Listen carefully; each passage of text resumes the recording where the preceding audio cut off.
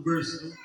Gina-acknowledge siya as him, he, no? So doon na siya yung pronoun nga or masculinity or meaning persona, no? Yun na because it's see him, not neither knoweth him. See? But ye know him, no? For he, no? He dwelleth with you, and he shall be in you. So, ina na ang pagka-describe ni Jesus sa Holy Spirit. It is a persona. Okay?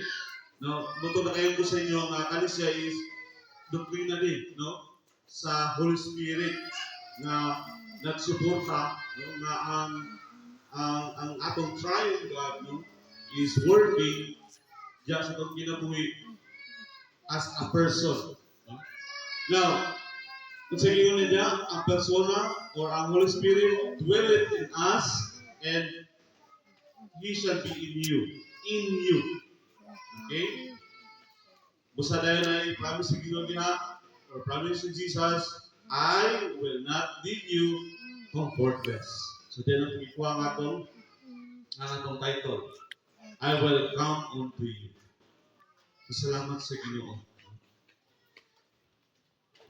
Verse 19, look at your Bible. Yet a little while, and the world seeth me no more. But ye see me. Because I live, ye shall live also. Now, unsa ni siya nga pululungon nga giisguta ni Jesus Christ and in verse 19. Actually, mga igsoon, kung tanaw niyo ng Biblia, Jesus is unsa? Iyang explain nga siya mamatay. Pagkahuman, dili ko ninyo makita, but in a little while, you will see me. Now, sa mga nila yung promise, look at your Bible.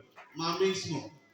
Sige nila, because I live, in second nila, preceding the words, ye shall also, or ye shall live also. Ingon na diya, yet a little while, ang kalibutan din ko makita nga naman. Tungod kay, mamatay siya. Pero, inyo na ko makita. Nagpamatuon nga doon ay resurrection. Nga naman, makayong tang resurrection ang kiniskita ni Jesus. Look at kung sa ingon na diya. Because I live, kung sa ingon na diya, President, you shall also live. See?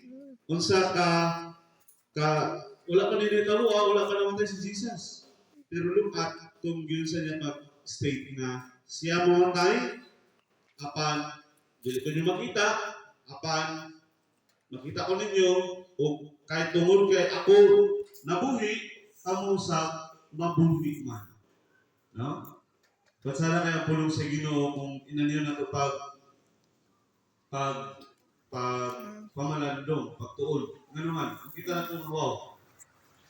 Jesus is telling nga he is although kanang medyo kanta nga makatay si Jesus ani, but do not promise. And you know that because I live, you shall also live. Isn't it comforting? Nato make so.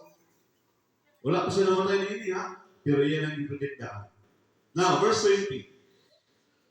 At that day, di ba ang sabihin niya yun at that day, na ma-resurrect na po, at that day, you shall know that I am in my Father. Nga naman, ang mga tao sa una, dili katoo, nga siya pinadala sa Amahan. Pero bali niyang ginistoryahan, yan yung mga tinunan. Okay? Now, verse 20 is a confirmation na si Jesus, no? Ang word din ha, kung tanawin niyo mga Biblia, kung ang inyong I am is naka-italize, no? Nakatagilid, no? Tungod kay kanang I am din ha, no? Is referring to sa Old Testament na gipangutana ni Moses ang Ginoo, no? Kung kinsa man ako ipaila kanimo. Yung sa magkapagpaila sa Pharaoh, no? Ingon siya, I am what I am.